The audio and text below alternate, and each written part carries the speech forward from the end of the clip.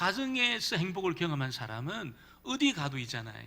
외국에 가도 타지에 가도 당당합니다. 거기서 정말 아버지 어머니의 사랑을 깊이 경험하고 형제 간의 그 친밀한 어떤 형제의 어떤 그런 경험이 있는 그런 자녀들은 어디 가도 당당합니다. 사람들 앞에서도 당당하고 자신감이 있어요. 근데 가정이 뭔가 이렇게 불안정하고 또 부모와의 관계가 뭔가 좀 문제가 있다, 그런 아이들은 여러분 어디 가도 불안합니다. 굉장히 불안하고 무슨 좋은 대학을 다녀도 불안해, 집이 부자도 불안해, 굉장히 불안합니다. 그러나 여러분, 가정이 행복하면 어디 가도 당당한데, 여러분 이 가정의 행복은 물질이 많다고 해서 행복한 것이 아니에요. 물질이 많으면 자녀들이 막 싸웁니다. 굉장히 갈등이 생기고 막 유산 문제로 막 싸워가지고 나중에 어떻게 됩니까? 보도 안 합니다. 자기들끼리 보지도 않아요. 그래서 여러분, 이게 물질로 이 가정의 행복이 결정되는 것이 아니라는 것을 우리가 알게 됩니다. 저희 어머니는, 아버지 어머니는 한 5만 원 물려주고 가셨어요. 딱 5만 원입니다. 5만 원 물려주고 제 큰 조카에게, 막내 조카에게 딱 물려주고 가셨어요. 저희들은 돈 때문에 싸울 일이 없어요. 정말 싸울 일이 없어요. 만나면 갈등이 전혀 없습니다. 갈등이 전혀 없어요. 그래서 제가 이 재산이 많이 물려준다고 좋은 게 아니구나, 그걸 제가 알게 되었습니다. 여러분, 그런데 여러분, 이 가정이 이렇게 물질로 해서 행복해지는 것이 아니고, 진짜 가정이 행복해지려면 이 가정을 지으신 하나님, 우리를 지으신 하나님의 뜻대로 이 가정이 그렇게 움직여지게 되고, 가정에 하나님의 임재가 있고, 여러분 또 그 가정의 자녀들이 하나님의 뜻을 쫓아 살아갈 때 그 가정이 행복한 가정이 되는 것입니다. 저와 여러분의 가정이 그런 가정 되어지기를 주의 이름으로 축원합니다. 삶의 경륜이 많다고 해서 행복이 지는 게 아니에요. 오래 살았다고 행복이 지는 것이 아니라는 거예요. 정말 우리를 지으신 하나님, 이 가정을 세우신 하나님의 뜻대로 이 가정이 세워지게 되면 행복해지는 것입니다. 말씀대로 살게 되기를 주의 이름으로 축원합니다. 그런 의미에서 이 세상에서 가장 행복한 삶을 사신 분이 있다면 예수님일 겁니다. 왜냐하면 예수님은 하나님의 뜻대로 그 인생을 다 사셨어요. 하나님이 기뻐하는 그 길로 예수님은 끝까지 다 걸어가셨어요.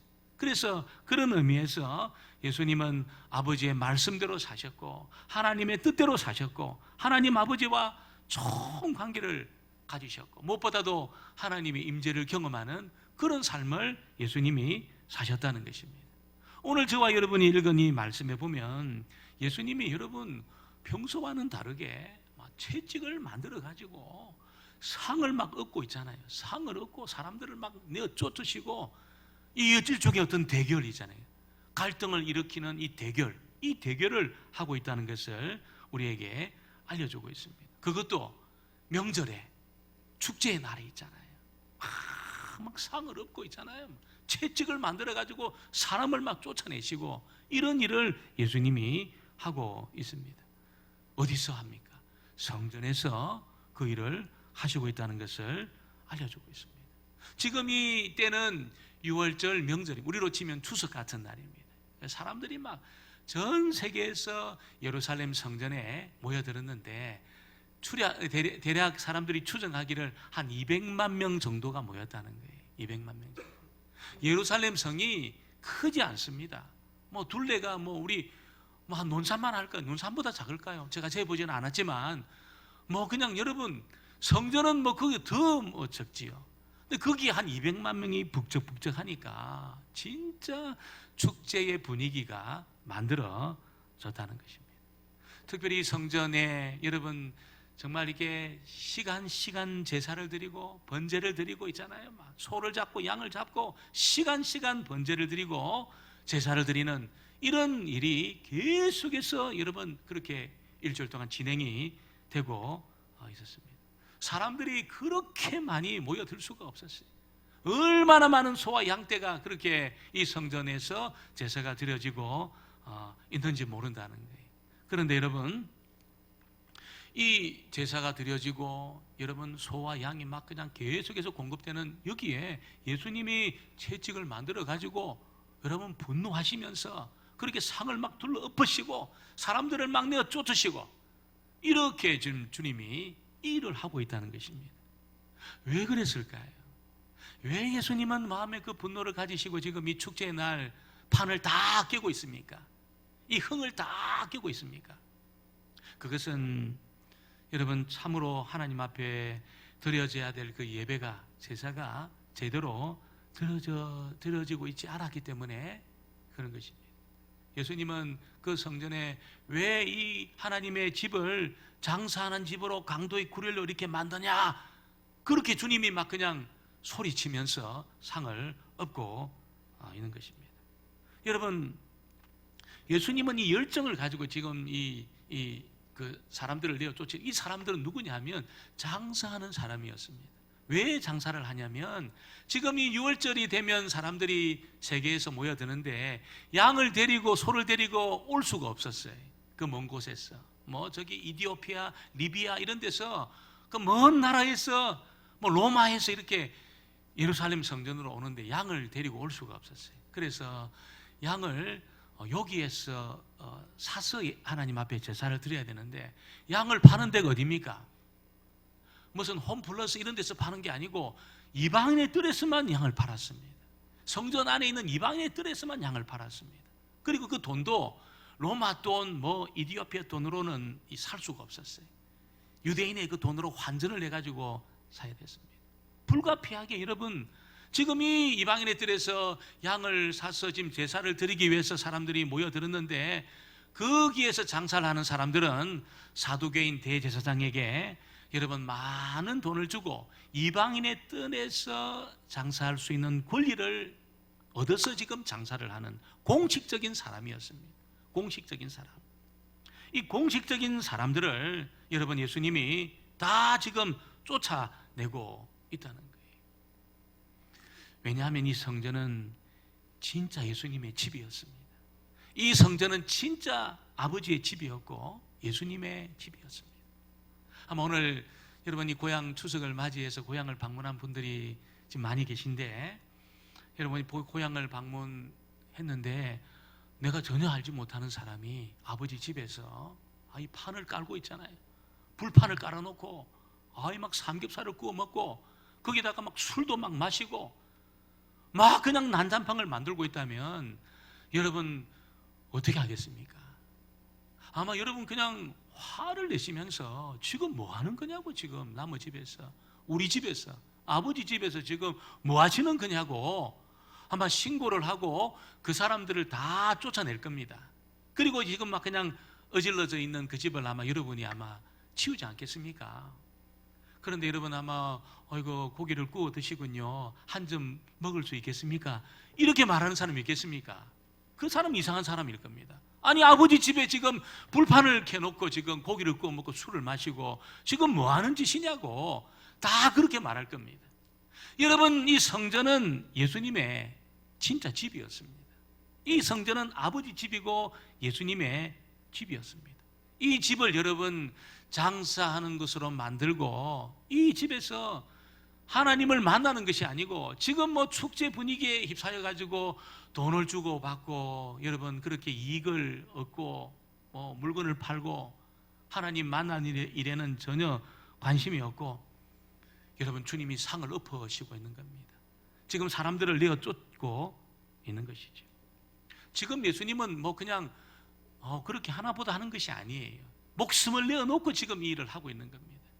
여러분 지금 이 장사하는 사람들은, 양을 팔고 소를 파는 사람들은 공식적으로 사두개인과 또 대제사장 로마로부터 허락을 받고 여러분 지금 이 일을 하고 있는 것입니다. 이들을 향해서 채찍을 여러분 만들어 가지고 채찍질을 하고 사람을 내어 쫓고 있다는 것은 여러분 죽을 각오를 한 미친 사람이 아니면 할 수 없는 일이라는 거예요. 나중에 제자들이 예수님의 이 모습을 보고 뭘 생각하냐면 다윗이 생각이 난 거예요. 다윗이 생각이 난 거예요. 우리 한번 말씀을 같이 한번 읽어보겠습니다. 우리 16절 17절 말씀을 같이 한번 보겠습니다. 비둘기 파는 사람들에게 이르시되 이것을 여기서 가져가라. 내 아버지의 집으로 장사하는 집을 만들지 말라 하시니 제자들이 성경 말씀에 주의 전을 사모하는 열심히 나를 삼키리라 한 것을 기억하더라. 이 성경 말씀이 다윗이 쓴 시편 69편의 말씀입니다. 69편 9절에 보면 주의 집을 위하는 열성이 나를 삼키고 주를 비방하는 비방이 내게 미쳤나이다. 여러분, 다윗은 정말 아무런 이유도 없이 사울의 칼에 쫓겨가지고 여러분 그렇게 방황하는 시간들을 살았습니다. 그래서 다윗은 그래도 뭐 대적하지 않았어요. 사울이 막 자기를 죽이려고 달려들어도 사울과 맞서지를 않았습니다. 사울을 그렇게 여러분 적대감을 가지고 상대하지 않았습니다. 잘 참았습니다. 근데 도저히 참지 못하는 것이 무엇이었을까요? 그것은 다른 것이 아니고 하나님의 성전에 갈 수 없다는 것이었습니다. 다윗은 하나님의 성전에 가서 하나님을 찬양하고 하나님을 예배하고 여러분 하나님의 임재를 경험하는 그 기쁨으로 사는 사람이었어요. 그런데 하나님의 성전에 이유도 없이 갈 수가 없다는 것은 도저히 참을 수가 없었습니다. 그런 고통이었습니다.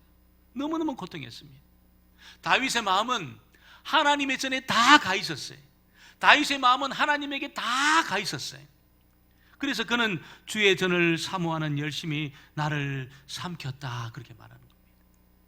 여러분, 제자들이 볼 때 예수님 어떤 분이셨습니까?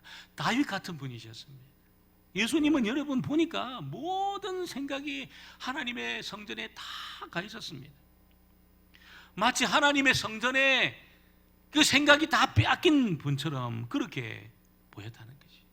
왜 예수님은 모든 생각이 하나님의 전에 다 가 있었을까요? 그것은 여러분 하나님의 임재하는 것만이 여러분 인생의 유일한 소망이기 때문에 그런 것입니다. 하나님과 바른 관계를 통해서 하나님의 임재를 경험하는 것만이 이 성전에서 그 죄가 용서되고 있잖아요. 하나님이 임재해 주시는 그것만이 여러분 사람의 소망이고 인생의 소망이다는 것을 예수님은 알고 있었습니다. 이 기능이 바로 될 때 건들 자가 없다는 것을 예수님은 알고 있었습니다. 이스라엘 백성들이 출애굽해가지고 이런 광야에서 40년 동안 살면서 그들이 한 게 뭡니까? 여러분 창세기, 레위기, 민수기, 신명기 여러분 이 말씀을 계속해서 배우면서 그들이 정말 한 것이 무엇이었을까요? 하나님을 모시는 일에 성공하려고 그들이 훈련을 받은 겁니다. 40년 동안 하나님을 모시는 일에 실패하지 않으려고 그들이 훈련을 받은 겁니다. 이 성막을 통해서 하나님을 제대로 모시기 위해서 훈련을 받았다는 것이죠. 여러분 하나님을 모시기만 하면 그들은 여러분 불타는 광야도 통과할 수 있었습니다. 하나님을 제대로 모시기만 하면 홍해도 갈랐습니다. 여리고도 막 무너뜨렸습니다. 여러분 그 강력한 민족이 사는 가나안 땅도 7년 만에 정복을 했습니다.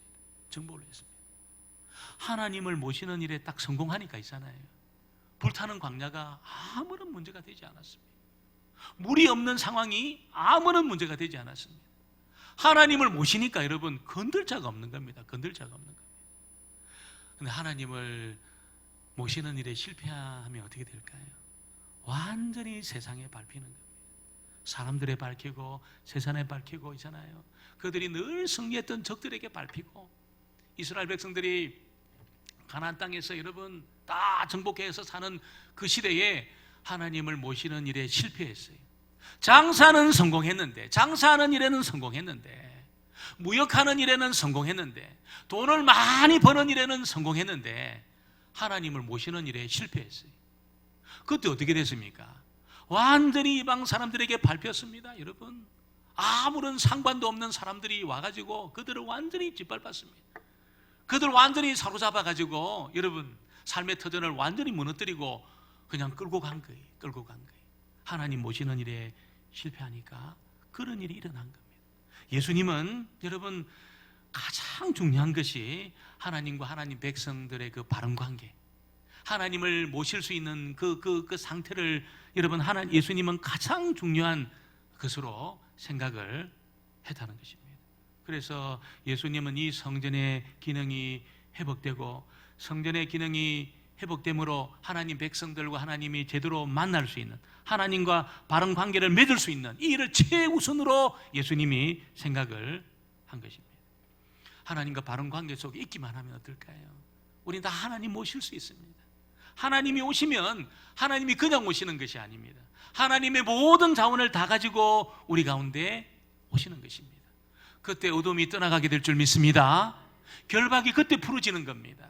여러분, 내 힘으로 할 수 없었던, 풀 수 없었던 그 인생의 문제가 하나님이 오시기만 하면 다 풀리게 돼 있습니다.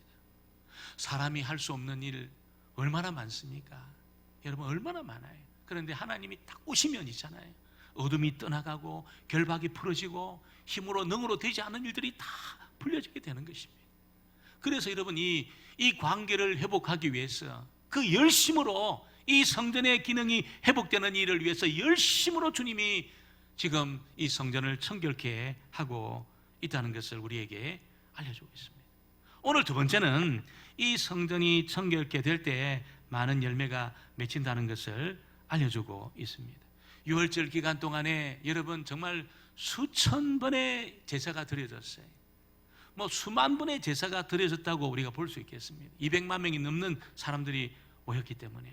그런데 여러분, 이 성전에 그렇게 많은 제사가 드려지고 그렇게 많은 짐승이 죽어 나갔지만, 여러분, 예수님은 그들 어떻게 보셨습니까? 아무런 열매가 없는 잎만 무성한 무화과 나무로 그들을 보셨다는 것입니다. 분명히 제사가 드려지고 짐승이 죽어 나가고, 여러분, 분명히 번제가 드려지고 사람들이 수백만 명의 사람들이 모이는 그런 일이 있었지만 그들 볼 때 열매가 아무것도 없었어요.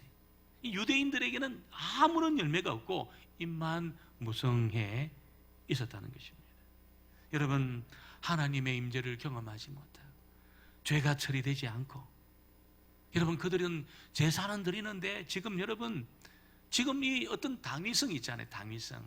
이렇게 많은 사람들이 외국에 와가지고 어디서 양을 사고 소를 사고 어디서 돈을 바꿀 겁니까? 이방인의 뜰에서 밖에는 할 수가 없는데, 그런 어떤 당위성, 이것 때문에 여러분, 그 예배하고 제사 드리고 기도하는 이 성전을 장사하는 곳으로 만들었다는 거예요. 이 당위성 때문에. 여러분, 우리가 이 당위성 때문에 하나님과 중요한 그 관계, 하나님의 말씀 앞에 순종하는 그 일, 이거 우리가 뒤로 밀어낼 가능성이 많이 있습니다.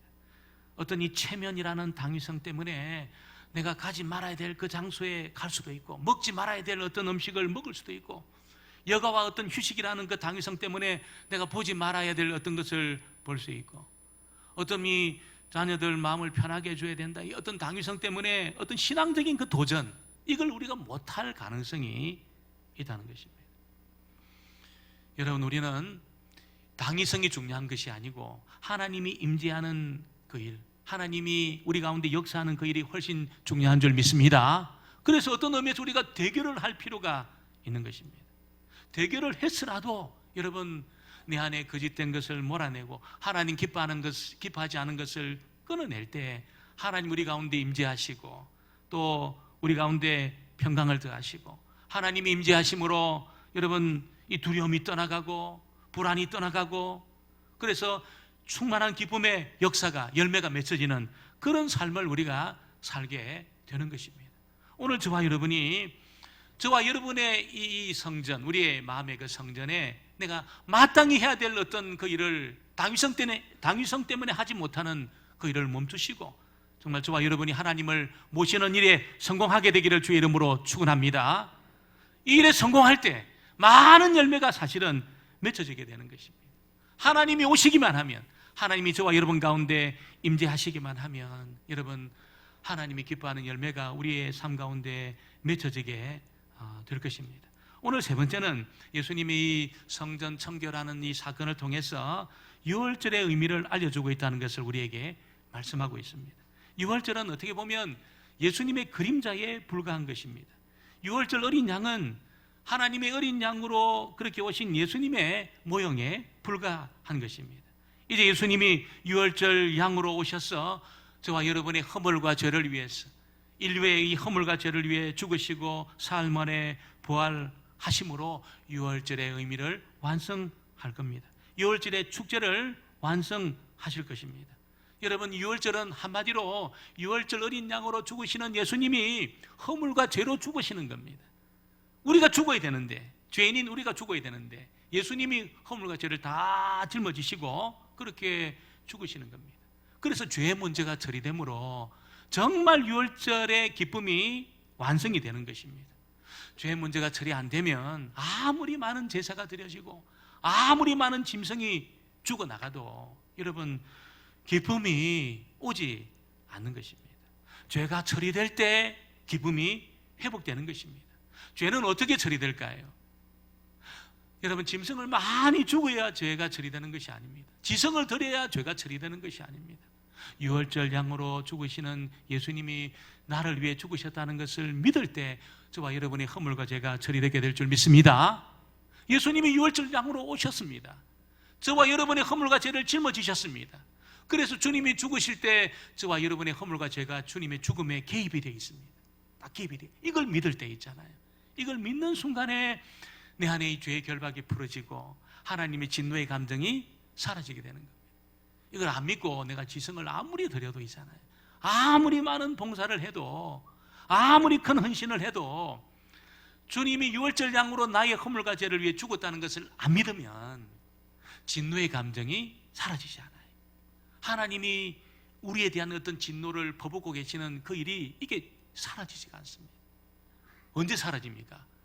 주님이 유월절 양으로 그렇게 나를 위해 죽으실 때 내 죄를 위해서도 죽으셨구나. 주님이 죽으실 때 내 죄를 위해서도 죽으셨구나. 이걸 딱 믿는 순간에 여러분, 내 위에 그냥 드려져 있던 이 어둠의 이 감정들이 있잖아요. 하나님의 그 심판과 진노의 감정들, 이것이 싹 굳어지는 그런 놀란 체험을 하게 되는 것입니다. 그때 어떻습니까? 그때 내 안에 기쁨이 넘칩니다. 왜? 하나님하고 내 사이에 이 불화했던 그 관계가 딱 처리되기 때문에 그때 기쁨이 넘치게 되어 있습니다.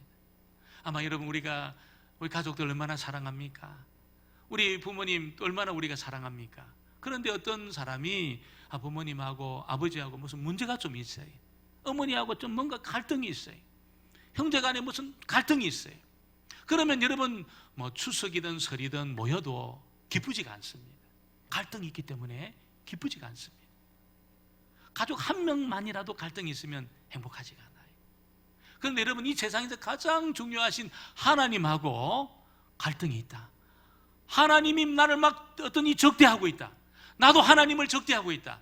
그런 사람이 뭘 먹는다고 행복해지겠습니까? 어디 즐거운데 내가 즐거운 어떤 액티비티를 한다고 해서 행복해지겠습니까?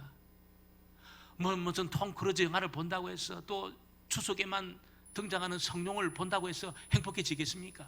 하나도 행복해지지 않습니다. 하나도 행복해지지. 여러분, 하나님의 어떤 그 진노의 감정이 사라지지 않으면 행복해질 수가 없어요. 언제 사라집니까? 유월절 양으로 죽으신 예수님이 나의 허물과 죄를 위해서도 죽으셨다. 주님이 죽으실 때 진짜 내 죄가 거기에 개입이 되어 있다. 이걸 아멘하고 딱 받아들이는 순간에 눈 녹듯이 하나님의 진노의 감정이 사라지게 될 줄 믿습니다. 그때 행복해지는 거예요. 그때 기쁨이 내 안에 넘쳐나게 되는 것입니다. 그전에는 여러분, 진노의 감정 가운데 살게 되어 있습니다. 아무리 많은 헌신과 봉사가 있어도 진노의 감정이 사라지지가 않아요. 절대로 사라지지가 않아요. 내 인생 전체 세월이 흘러가도 있잖아요. 내가 인생의 경륜이 많이 쌓여도 절대로 사라지지 않습니다. 그래서 믿음이 중요한 겁니다. 유월절 양으로 죽으신 그 예수님이 그 죽으실 때 내 죄도 거기에 개입이 되었어. 주님이 죽으셨구나. 아멘 하고 딱 받아들이면 여러분, 눈이 녹듯이, 눈이 어떻게 녹습니까? 그냥 막 스르르 막 녹습니다. 언제 녹았던지도 모를 정도로 진노의 감정이 싹 사라집니다. 내 안에 마음이 밝아집니다. 어둠이 없어요. 굉장히 밝아집니다. 기쁩니다, 여러분. 뭘 맛있는 걸 먹은 것도 아니고 재미있는 일을 한 것도 아닌데 기뻐요. 이상하게 기뻐요. 하나님이 임재하신 겁니다. 적대감을 딱 이게 처리한 겁니다. 나를 막 그냥 잡아 죽일 듯이 달려오던 그 적대감이 있잖아요. 적대감, 나를 죽이려고 하는 그 적대감이 싹 사라졌어요. 사라지게 됩니다. 여러분, 이 은혜 가운데 있게 되기를 주의 이름으로 축원합니다. 여러분, 오늘 우리 주님은 죽으시면서 이제 예수님이 성전인데 우리를 성전 삼으시겠다는 거예요. 저와 여러분을, 그 예루살렘 성전이 성전이 아니고 이제는 죽으시고 나서 저와 여러분을 성전 삼고 우리 가운데 임하시겠다는 거예요. 이게 놀라운 것입니다. 여러분, 주님이 우리 가운데 머무시는데 하나님 기뻐하지 않는 것을 내가 자꾸 보고 있잖아요. 하나님 미워하는 것을 자꾸 내가 끌어들이고, 여러분, 내 안에 하나님 불편하게 하도록 하면 여러분 계속 내 안에 이게 성령이 근심합니다. 예수님 근심하세요. 그럼 이 근심이 어떻게 나타납니까? 여러분, 뭘 먹어도 맛도 없고 있잖아요. 뭘 해도 기쁘지도 않고, 슬픈 걸 봐도 슬프지도 않고, 여러분 우울증 가운데 들어갑니다. 아무도 기쁘지가 않아요. 이게 막 아무런 이 감정이 없어요. 성령이 근심함이 그렇다는 겁니다. 여러분, 내 안에 하나님 미워하는 것을 다 몰아내시기를 주의 이름으로 축원합니다. 이 눈으로 들어와요. 눈으로. 내가 귀로 듣는 것으로 들어오고 내가 보는 것으로 들어와요. 생각하는 것을 통해서 내 안에 이 하나님의 성령이 머무시는 이 전 안에 있잖아요. 막 세상에 들어온 것들이 다 들어오게 되는 것입니다. 여러분, 성령이 근심하기 시작하면 하나도 기쁘지 않습니다. 성령이 내 안에 기뻐 춤추기 시작하면 어떨까요? 뭘 안 해도 기뻐해요. 내가 혼자 있어도 여러분 행복합니다. 근심 염려할 것이 없어요. 여러분, 저와 여러분이 하나님을 온전히 모시는 성령의 전이 되어지기를 주의 이름으로 축원합니다. 많은 열매가 맺어지는 저와 여러분의 인생이 되어지기를 주의 이름으로 축원합니다.